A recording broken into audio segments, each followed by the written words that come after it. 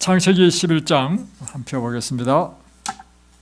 이제 애굽에 10가지 재앙을 내릴 때 이제 마지막 9번째까지 내리더라도 이 애굽 왕이 완악해 가지고 이스라엘 백성을 내보내지 않았습니다. 마지막 10번째 재앙을 내렸을 때 애굽 왕이 결국에는 이스라엘 백성을 다 내보냅니다. 그래서 이 10번째 재앙이 무엇인지 보겠습니다. 자, 여기 보면 4절부터 보겠습니다. 11장 4절. 모세가 바로에게 이르되, 이제 모세가 바로에게 이야기합니다. 여호와께서 이와 같이 말씀하시기를 밤중에 내가 애굽 가운데로 들어가리니 애굽 땅에 있는 모든 처음 난 것은 왕위에 앉아있는 바로의 장자로부터 맷돌 뒤에 있는 몸종의 장자와 모든 가축의 처음 난 것까지 죽으리니 애굽 온 땅에 전무후무한 큰 부르짖음이 있으리라. 10번째 재앙은 뭐냐면 애굽에 있는 모든 사람들의 장자를 다 죽이는 재앙인 것입니다. 그리고 그뿐만 아니라 이것은 바로, 그러니까 그 애굽 나라의 왕의 장자에서부터 애굽의 그 종의 장자에 이르기까지 다 죽인다는 것입니다. 그리고 또 한 가지는 가축의 처음 난 것도 다 죽인다는 것입니다. 이게 바로 초태생의 죽음 재앙인 것입니다. 7절. 그러나 이스라엘 사람들에게는 사람에게나 짐승에게나 개 한 마리도 그 혀를 움직이지 아니하리니 여호와께서 애굽 사람과 이스라엘 사이를 구별하시는 줄을 너희가 알게 하리라 하셨나니. 그런데 하나님의 백성에게는 짐승이든 사람이든 그 같은 죽음이 없을 것이다, 이렇게 했습니다. 그리고는 12장에 오면 이제 하나님께서 애굽 사람들이 이 장자의 죽음을 당하지 않는 방법을 가르쳐 줬습니다. 그러니까 천사가 이 밤중에 모든 여자의 장자를 죽일 텐데 이렇게 하면 그 죽음을 피할 수 있다는 것입니다. 그래서 이스라엘 백성들에게 죽음을 피하는 방법을 가르쳐 줬습니다. 2절. 이 달을 너에게 달의 시작 곧 해의 첫 달이 되게 하고, 유대력으로 1월입니다. 너희는 이스라엘 온 회중에 말하여 이르라. 이 달 열흘에 너희 각자가 어린 양을 취할지니. 그러니까 1월 10일 날에 각자 양을 한 마리 준비하라는 것입니다. 다음에 4절. 그 어린 양에 대하여 식구가 너무 적으면 그 집의 이웃과 함께 사람 수를 따라서 하나를 취하며 각 사람이 먹을 수 있는 분량에 따라서 너희 어린 양을 계산할 것이며. 그러니까 가족이 너무 적으면 두 가정이 합쳐서 한 마리의 양을 잡으면 된다, 이 말이죠. 다음에 5절에는 어떤 양을 잡아야 되느냐? 너희 어린 양은 흠없고 1년 된 수컷으로 하되 양이나 염소 중에서 취하고. 그러니까 양인데 1년이 돼야 돼. 양은 1년이 되면요 새끼를 낳을 수 있는 성량이 됩니다. 그리고 수컷으로 해야 된다는 것입니다. 그래서 또 하나는 흠이 없어야 된다. 양에게 양이나 아니면 염소 중에서 차라는 것입니다. 그러다 6절에 이달 열 날까지 간직하였다가, 그러니까 14일 날에 뭘 하냐면 해질 때에 이스라엘 회중이 그 양을 잡고, 이제는 14일 날 해가 질 때 이 양을 잡아가지고 7절 그 피를 받아가지고 양을 먹을 집 좌우 문설주와 임방에 바르고. 양의 그 집에 문설주는 뭐예요? 양쪽에 있는, 이게 문설주죠. 양쪽에 피를 바르는 거죠. 피를 바르고 그다음 임방은 위에죠. 그 피를 바르는 것입니다. 그리고 그 밤에 그 나머지 고기는 불에 구워서 먹으라는 것입니다. 다음에 넘어가서 12절. 내가 그 밤에 애굽 땅에 두루다니며 사람이나 짐승을 막론하고 애굽 땅에 있는 모든 처음 난 것을 다 치고 애굽의 모든 신을 내가 심판하리라. 그러니까 이때 애굽 땅에 있는 모든 처음 난 걸 다 죽였다는 것입니다. 그런데 23절 보십시오. 여호와께서 애굽 사람들에게 재앙을 내리려고 지나가실 때 문 임방과 좌우 문설주의 피를 보시면 여호와께서 그 문을 넘으시고 멸하는 자에게 너희 집에 들어가서 너희를 치지 못하게 하실 것이니라. 자, 그러니까 지금 이 밤중에 천사가 모든 집에 들어가서 장자를 다 죽이는데 어떤 집은 안 들어간다는 것입니까? 예, 피를 바른 집은 안 들어간다는 것입니다. 그래서 그 집은 뛰어넘고 다음에 피 안 발린 집이 있으면 들어가서 또 죽이고 또 보니까 피가 있어? 그러면 뛰어넘고. 자, 이렇게 할 때 29절 보십시오.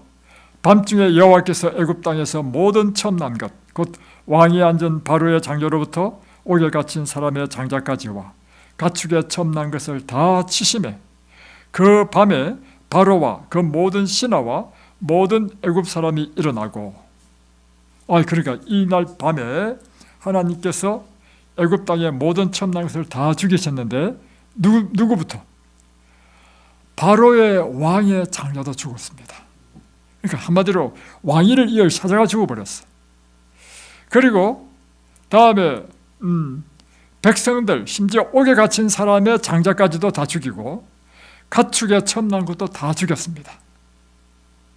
그러니까 30절 보십시오. 그 밤에 바로와 그의 모든 신하와 모든 애굽 사람이 일어나고 애굽에 큰 통곡이 일어난 것입니다.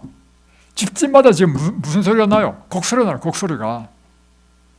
그러니까 이 한 집 두 집이 아니고 모든 집마다 엄청난 일이죠.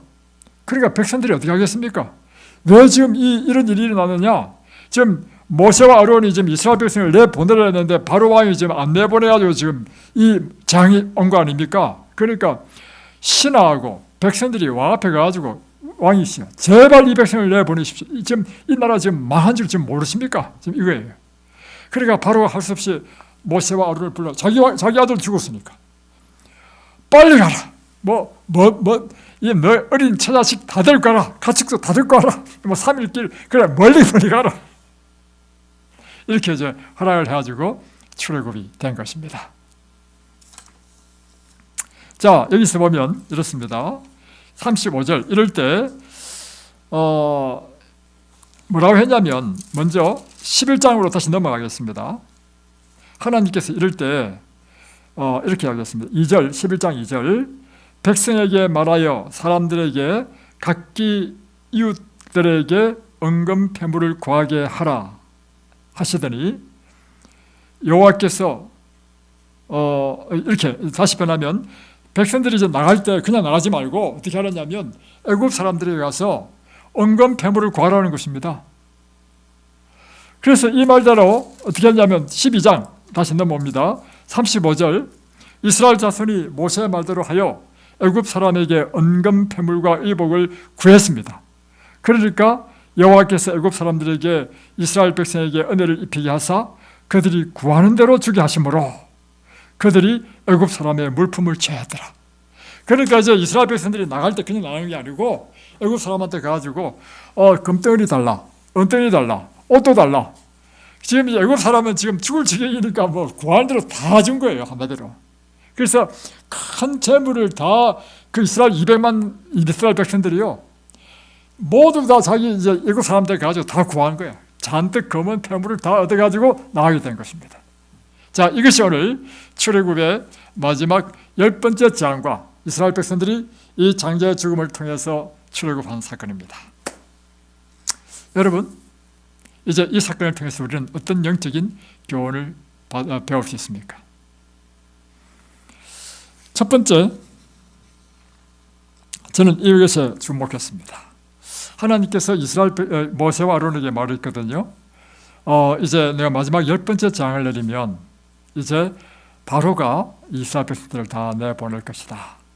그럴 때 너희 백성들은 애굽 사람들에게 은금 패물을 구하게 하라 이렇게 했습니다. 그래서 이제 이 말대로 아까 읽었던 것처럼 백성들이 이스라엘 자손이 모세 말대로 애굽 사람에게 은금 패물과 의복을 구하니까 애굽 사람들이 다 줬다는 것입니다. 그래서 큰 재물을 이끌고 나왔다. 저는 먼저 이 사건부터 먼저 한번 보고자 합니다.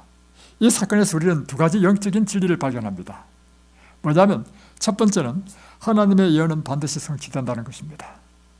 두 번째는 하나님은 당신의 백성의 필요를 채우시는 분이시다. 자, 먼저 첫 번째부터 보겠습니다. 하나님의 예언은 반드시 성취된다. 지금 출애굽할 때 그들이 은금 패물을 구하라 했고 그 이웃으로부터 은금 패물을 받고 나간 것은요, 이미 400년 전에 하나님께서 예언하신 예언의 성취입니다. 이 사건, 출애굽 사건이 언제 예언됐냐면 그로부터 400년 전에 이 이스라엘의 아주 먼 조상인 아브라함에게 하나님께서 한 약속입니다. 그것이 창세기 15장에 있습니다. 한번 보겠습니다. 앞으로 넘어가지고 창세기 15장. 창세기 15장 13절 보면 여호와께서 아브라함에게 이르시되 너는 반드시 알라. 자, 내 자손이 이방에서 객이되어 그들을 섬기겠고, 그러니까 아브라함 너의 후손이 이방 나라에 가서 종이 될 것이다 라고 예언한 것입니다. 그 예언대로 종이 됐죠. 자, 그들은 400년 동안 내 자손을 괴롭히리니 400년 동안 이스라엘 백성들이 괴로움을 당했죠. 지금 400년 전에 예언한 것이 성취됐죠.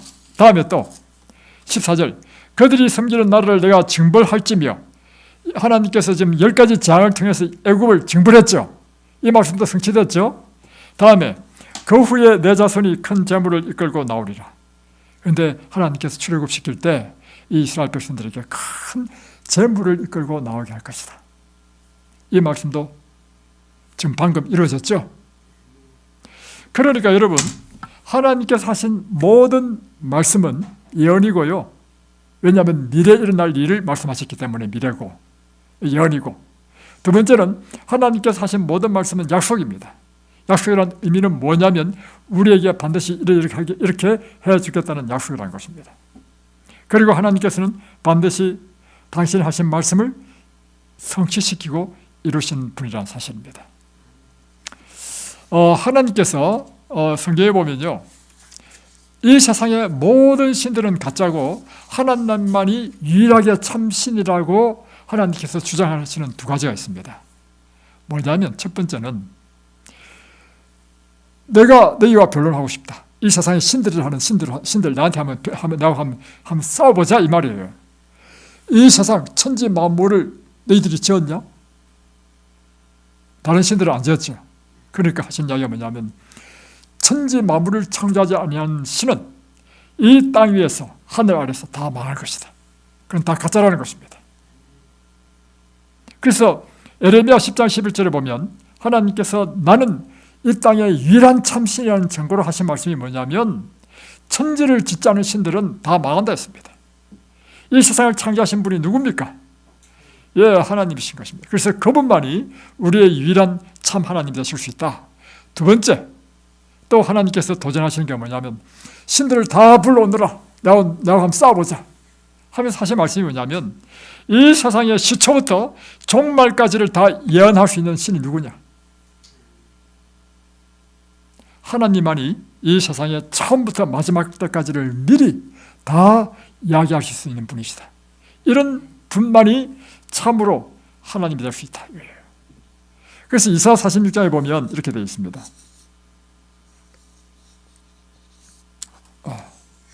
보면 잠깐만요.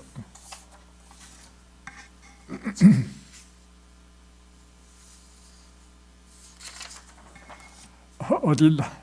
제가 적어봤는데 이사야 46장 한번 찾아보겠습니다. 이제 안 보이네. 이사야 46장 9절로부터 보면 내일은 애적이를 기억하라. 나는 하나님이라 나 외에 다른 이가 없느니라. 나는 하나님이라 나 같은 이가 없느니라. 내가 시초부터 종말까지 알리며 아직 이루지 아니한 일을 애적부터 보이고 이루기를 나의 뜻이 있을 것이니 내가 나의 모든 기뻐하는 것을 이루리라 하였노라. 그래서 하나님께서는 시초부터 종말까지 다 이루시는 예언하시고 그 예언을 성취시키는 분이시기 때문에 참 하나님이라고 이렇게 주장하시는 것입니다. 그래서 바로 이처럼 지금 출애굽의 지금 12장의 출애굽 사건은 이미 400년 전에 하나님께서 아브라함에게 예언하신 대로 성취되었다는 것입니다. 그리고 이곳에서 성취할 때 하나님께서는 이 성취를 이루셔서 이스라엘 백성으로 하여금 10가지 재앙으로 애굽을 징치하시고 출애굽하시고 할 때 큰 재물을 이끌고 나오게 하셨다 하는 것입니다. 하나님의 모든 말씀은 하나님께서 반드시 이루십니까? 네, 반드시 이루십니다. 믿으십니까? 그렇다면 여러분, 우리에게 하신 귀중한 약속이 있습니다. 출애굽기 15장 26절에 보면 너희가 너희 하나님 나 여호와의 말을 청종하고 나 보기에 의를 행하며 내 계명에 귀를 기울이며 내 모든 규례를 지키면 내가 애굽 사람에게 내린 모든 질병에 하나도 내게 임하지 않을 것이며 나는 너희를 치료하는 여호와입니다. 이것도 하나님의 말씀입니까? 약속입니까? 하나님께서 말씀하셨으면 반드시 이루실 것입니까? 그것을 믿는 것이 믿음인 것입니다. 요한일서 1장 9절 말씀, 만일 우리가 우리 죄를 자백하면 저는 미쁘시고 의로우사 우리 죄를 사하시며 우리를 모든 불의에서 깨끗하게 하실 것이요. 이것도 하나님께서 하신 약속입니까? 그렇다면 이 약속도 반드시 이루실 것입니까? 그러면 우리가 과거에 지은 모든 죄, 그 죄로 인하여 죄책감을 가지고 때로는 고통하고 아파하잖아요. 그래서 지난번에 내가 그런 일을 잘못을 했는데 하면서 아파했잖아요. 이 죄를 그러면 깨끗하게 씻고 내가 이 정결하게 되는 방법이 뭐라고요? 나오잖아요. 너희가 만일 너희 죄를 자백하면, 하나님 앞에 고백하면 저희는 미쁘시고 의로우사 우리 죄를 사하시며, 하나님께서 약속하셨습니다. 우리가 우리 죄를 하나님 앞에 고백하고 예수님의 보혈로 내 죄를 씻어달라고 기도하면 하나님께서 우리를 깨끗하게 해주신다. 이걸 믿는 것이 믿음인 것입니다. 그리고 또 요한복음 3장 16절, 하나님이 세상을 이처럼 사랑하사 독생자를 주셨으니 이는 저를 믿는 자마다 멸망치 않고 영생을 얻게 하려 하심이라. 우리에게 예수를 믿으면 뭐 한다는 것입니까? 우리가 멸망하지 않고 영생을 얻는다. 이것도 하나님의 약속이죠. 그걸 믿는 것이 믿음인 것입니다. 너희의 마음에 근심하지 말라. 하나님을 믿으니 또한 나를 믿어라. 내가 그렇지 않으면 내가 너에게 일렀으리라. 내가 너희를 위하여 처소를 예배하러 가노니 가서 처소를 예배하면 내가 다시 와서 너희로 나 있는 곳에 영접하게 하리라. 그러니까 하나님께서 우리에게 염려하지 말라는 것입니다. 왜냐하면 내가 하늘에 가서 처소를 예배하면 내가 다시 와서 너희를 나 있는 곳에 영접하겠다. 이것이 뭐냐면 예수님께서 재림하셔서 우리를 영원한 천국으로 데려가신다는 약속인 것입니다. 믿으십니까, 여러분? 이게 하나님의 약속이면 방금 지금 우리가 출애굽기 11장 12장에서 이야기한 것처럼 하나님께서 하신 400년 전에 한 약속이 반드시 하나님께서 이루시고 성취하시는 것처럼 오늘 우리에게 하신 미래에 있을 이 사건도 하나님께서 반드시 이루실 겁니까? 네, 바로 그것입니다. 이것이 오늘 이 출애굽기 11장 12장을 통해서 우리가 배워야 할 영적 진리이고 이 진리 안에서 우리는 소망을 갖게 된다는 것입니다. 두 번째는 이것입니다. 출애굽할 때 하나님께서는 이스라엘 백성을 빈손으로 보내지 않았다는 것입니다. 그래서 애굽 사람들에게 재물을 구하라. 그러면 그래가지고 재물을 금덩어리, 은덩어리, 몽땅 다 얻었잖아요. 갔잖아요. 이것은 오늘 우리에게 무엇을 가르치냐는 것입니다. 그것은요, 하나님은 영적인 존재일 뿐만 아니라요, 우리의 삶에 물질적인 필요가 필요하다는 걸 다 아시는 분이라는 것입니다. 그래서 그분이 보세요. 이스라엘 백성들이 출애굽만 해가지고는 해결되는 것이 아니고요, 출애굽한 다음에 먹고 살아야 될 거 아닙니까? 그러니까 출애굽하고 난 다음에 그들에게 필요한 모든 물질적인 것들도 하나님께서 이렇게 아시고 그것을 공급하신 방법이 무엇인가 하면 애굽 사람들에게 그것을 구하라. 그래서 그것을 많이 받아가지고 나오도록 하신 것입니다. 자, 그래서 하나님은요, 언제나 당신의 백성의 필요를 아시고 당신의 백성의 필요를 채워주시는 분이십니다. 이거 굉장히 중요한 진리예요. 사람들의 제일 큰 연명한 문제 아십니까? 내가 무엇을 먹을까, 무엇을 마실까, 무엇을 입을까. 그래서 예수님께서 산상보원에 사신 마태복음 6장의 말씀이 그 말씀이야. 그래서 마태복음 6장에만요 하도 사람들이 걱정하니까 하신 말씀이 뭐냐면 6번이나 염려하지 말라, 염려하지 말라, 염려하지 말라. 이게 현실적인 문제입니다. 그래서 하나님께서는요 늘 기억하십시오. 우리의 필요를 아시는 분이시다. 그리고 그는 우리의 필요를 채워주시는 분이시다. 다음에 우리의 필요를 채워주시되 째째하게 채워주시는 분이 아니고요 넘치도록 풍성하게 채워주시는 분이 우리 하나님이시다 하는 것입니다. 자, 제가 그 근거를 보여드리겠습니다. 증거를 보여드리겠습니다. 첫 번째, 하나님께서 아담과 하와를 이 땅에 태어나게 하실 때요 아담과 하와를 위하여 준비하신 것은 무엇입니까? 헐로 넘치도록 준비했습니다. 아담과 하와를 위해서요 이 세상을 창조했어. 산을 창조하시고 하늘을 창조하시고 온갖 종류의 새를 다 창조했습니다. 그리고 뭐 먹고 살아야 될 거 아니에요. 나무를 창조하신 다음에 모든 종류의 열매들이 주렁주렁 달리게 하고 다음에 곡식을 만드시고 또 뭐가 필요합니까? 뭐 풀도 필요해요. 그러니까 먹을 야채도 만드시고 다 준비하셨습니까? 그렇다면 오늘 하나님께서는 우리의 필요도 그렇게 채우신다는 것입니다. 채우시는데요 하나님은 우리와 다릅니다. 우리는 능력이 부족해. 그래서 이렇게는 할 수 없어. 그러나 하나님은 능력이 무한하신 분이라. 그래서 채워주시더라도요 하나님이 채워주시는 것은요 흘러 넘치도록 채워주십니다. 제가 성경 가운데서 가장 인상적인 것은 이것입니다.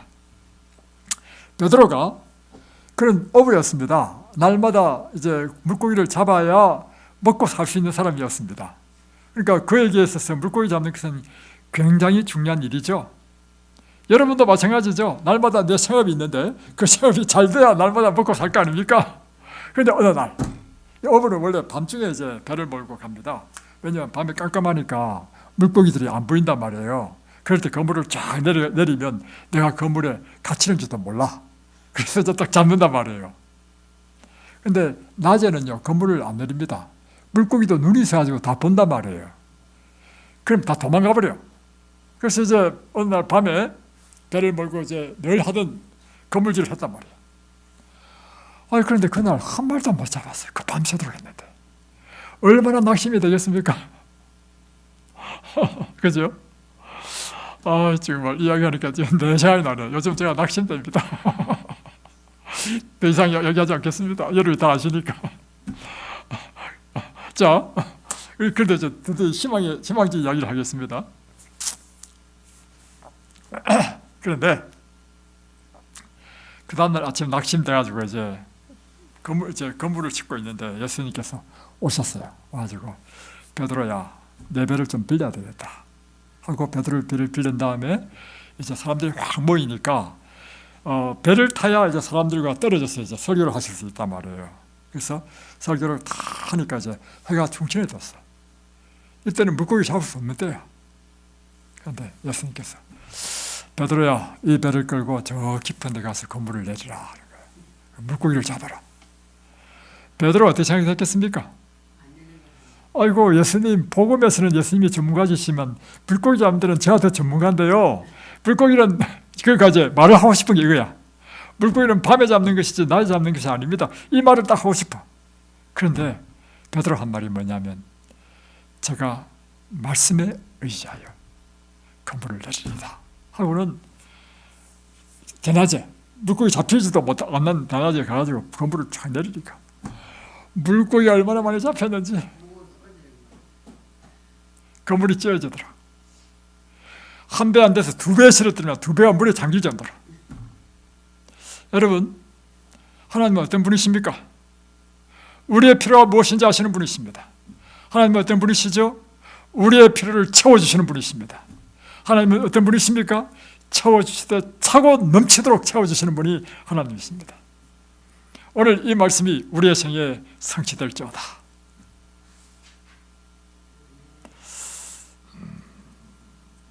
다음에 이제 또 이런 것들이 성경에 잔뜩 있습니다. 이제 들판에서 설교를 하셨는데 사람들이 얼마나 많이 모였는지 5,000명, 남자면 5,000명이 모였어. 근데 이제 예수님의 설교가 얼마나 재미있는지 사람들이 막 넋을 빼고 들었어. 듣다 보니까 점심때도 넘기고 해가 뉘우치는 오후가 됐어. 저녁이 됐어. 그러니까 전부 다 쫄쫄쫄 굶고 있어요. 전부 다. 이 5,000명에 대한 남자만. 그러니까 제자들이 선생님 이제 이 사람들이 이제 너무 배가 고프고 또 선생님도 너무 지쳤으니까 예수님도 쉬셔야 되니까 이제 사람들을 다 보내가지고 각자 이제 해결하도록 하십시다. 왜냐하면 5,000명을 어떻게 먹입니까? 그러니까 제자들의 생각은 그들이 이제 동네에 가지고 본인들이 뭐 사 먹든지 어떻게 하든지 알아서 해결하도록 하자 이 말이죠. 그때 예수님께서 하신 말씀이 아니다. 너희가 먹을 것을 주라. 아니 예수님 이 많은 사람이 어떻게 먹입니까? 그러니까 너에게 가진 것이 뭐냐 하니까 한 아이가 도시락을 싸왔는데 떡 5개하고 물고기 2마리야. 이거 있습니다. 하니까 예수님께서 축사하시는 거예요. 그럼 나눠주라 했어. 5,000명이요 배불리 먹고요 남은 걸 거두었는데 12광줄이야. 하나님은 어떤 분이시죠? 우리의 필요를 채우시는 분이십니다.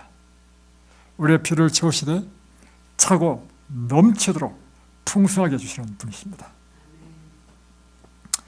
제가 성경을 읽다 보니까요 참 놀라운 말씀을 읽었습니다. 신명기 6장에 있는데요 6장 10절에 보면 이제 하나님께서 이스라엘 백성들에게 이제 가나안 땅에 들어갈 것이다. 그러면 가나안 땅에 들어가면 너희가 이래 할 것이라는 것을 미리 말씀하셨습니다.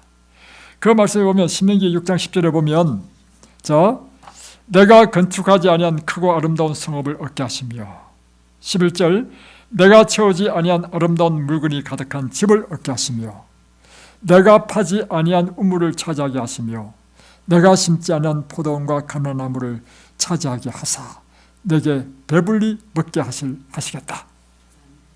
그러니까 이스라엘 백성들이 가나안 땅에 가면 제일 먼저 해야 될 게 뭐예요? 집도 지어야 되고 다음에 뭐 나무도 심고 뭐 이제 과일나무를 심고 다음에 곡식도 심고 다음에 또 그 집에 뭐 각양 아름다운 뭐 가구도 넣어야 되고 이런 게 해야 될 거 아닙니까? 그럴 필요 없다. 네가 안 지은 다른 사람이 지어놓은 집을 주고 또 다른 사람이 다 채워놓은 건 네 주고 다른 사람이 미리 심어놓은 과일나무를 다 주고 내가 파지 않은 우물도 내가 먹게 하겠다. 이게 하나님이십니다. 실제로 이스라엘 백성들은요 가나안 땅에 들어가서 그들이 만들어낸 거 다 찾아냈습니다. 맞죠? 이 말씀 기대했죠? 그런데 제가 성경 가운데 더 놀라운 걸 발견했습니다. 전도서 2장에 보면 너무 재미있는 말씀이 있어. 들어보십시오. 전도서 2장 26절 하나님은 그가 기뻐하시는 자에게 지혜와 지식과 희락을 주시나 죄인에게는 노고를 주시고 그가 모아 섞게 하사 하나님을 기뻐하는 자에게 그가 주게 하신다. 이것입니다. 무슨 말이냐면 죄인들로 하여금 힘들게 돈을 모으고 자산을 모으게 한다는 것입니다. 그리고는 실컷 모아놓으면 하나님께서 그걸 누구한테 준다는 것입니까? 하나님께서 기뻐하시는 자, 하나님을 기뻐하는 자에게 그것을 주신다는 것입니다. 그러니까 여러분 이 땅에서 해야 될 일이요 뭔지 가르쳐 드리겠습니다. 저 주목해 보세요. 여러분 이 땅에서 돈 모으려고 노력하지 마십시오. 돈은요 중에 보니까 악인들 아이가 막 죽을 도 살 도 모르고 돈을 모아놓게 한 다음에 하나님 기뻐하시는 자에게 주신대. 그냥 주신대. 그러니까 여러분이 하실 일이 뭐냐면 여러분은요 하나님을 신실하게 섬기는 일입니다. 하나님을 사랑하는 일인 것입니다. 하나님을 기뻐하고 그래서 하나님 마음에 딱 맞는 그 사람만 되면요 여러분의 모든 세일은 하나님이 누가 책임지신다는 것입니까? 하나님이 책임지신다는 것입니다. 심지어 재물까지도 너무 재밌어. 재물까지도 막 실컷 고생하면서 막 먹지도 못하고 자지도 못하고 놀지도 못하고 이렇게 쌓아놓게 한 다음에 그걸 몽땅 하나님을 사랑하는 자에게 주신다는 것입니다. 이야, 이 축복을 받고 싶습니까? 여러분이 첫 번째로 하셔야 될 일이 뭡니까? 그러니까 여러분이 첫 번째 하실 일은요, 하나님을 신실하게 섬기는 일입니다. 그러니까 예수님 말씀이 맞아. 여러분 마태복음 6장 32절에 보면요, 너희는 먼저 하나님의 나라와 그 일을 구하라. 그리하면 이 모든 것을 다 하시리라. 세 번째, 이 출애굽기 12장의 이 말씀은요, 사실은 굉장히 중요한 진리를 가르쳐주고 있습니다. 그 진리는 뭐냐면, 이스라엘 백성들이 궁극적으로 애굽을 탈출하게 되었던 계기는요, 10번째 재앙 때문입니다. 이 10번째 재앙에 그들이 했던 것이 뭐냐면, 어린 양을 잡아가지고 그 피를 그 집의 좌우 임방과 문설주에 바름으로 인해서 그들이 장자의 죽음에서부터 보호함을 받았을 뿐만 아니라 이 종살이라는 애굽의 나라에서부터 탈출할 수 있었던 것이 바로 이 마지막 10번째 재앙 때 하나님께서 이스라엘 백성이 하라고 하신 양을 잡아서 그 피를 임방과 설주에 바르라고 하는 그 일을 한 것입니다.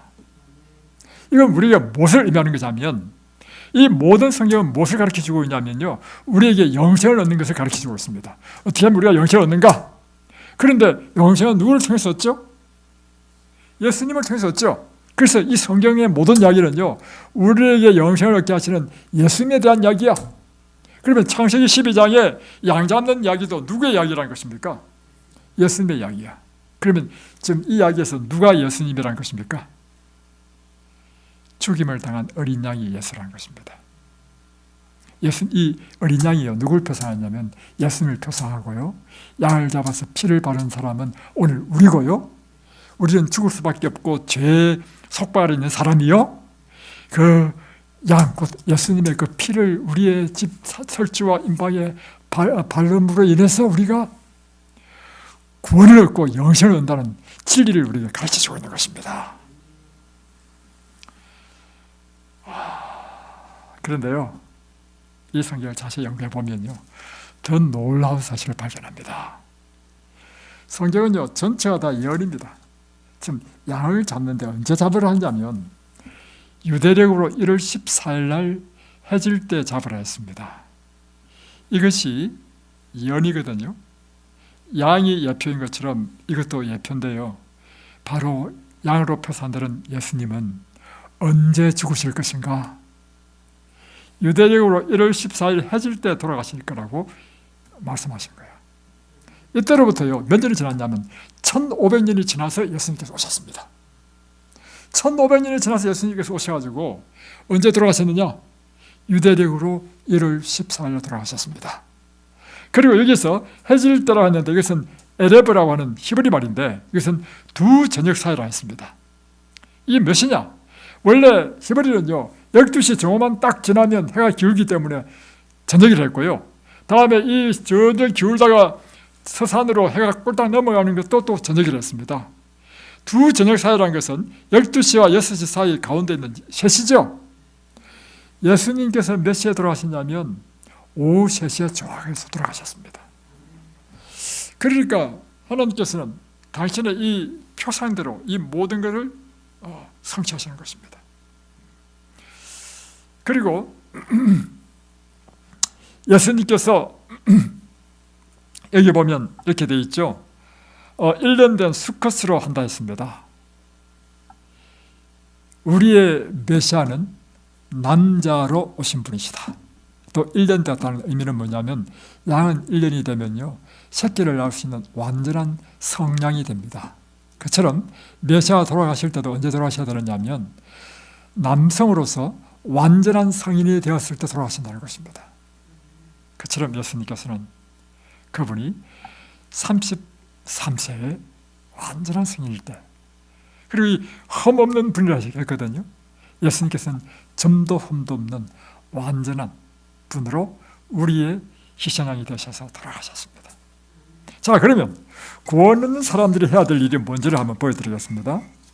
구원 얻는 사람으로 해야 될 일이 뭐냐면 그 피를 집 좌우 문술줄에 바르라 했습니다. 그리고 이 밤에는 누구도 이 집 밖을 나가지 말아야 했습니다.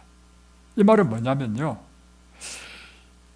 집 좌우 설주와 임방에 바란다는 것은 뭐냐면, 이 집은 우리 장막의 집이잖아요.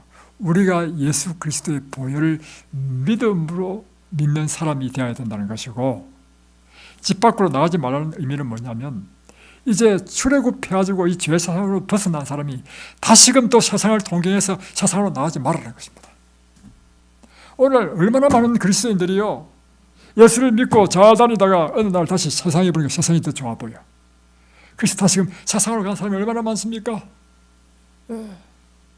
여러분, 절대로 세상으로 가지 마십시오. 집 밖을 나가면 안 됩니다. 죽습니다, 여러분.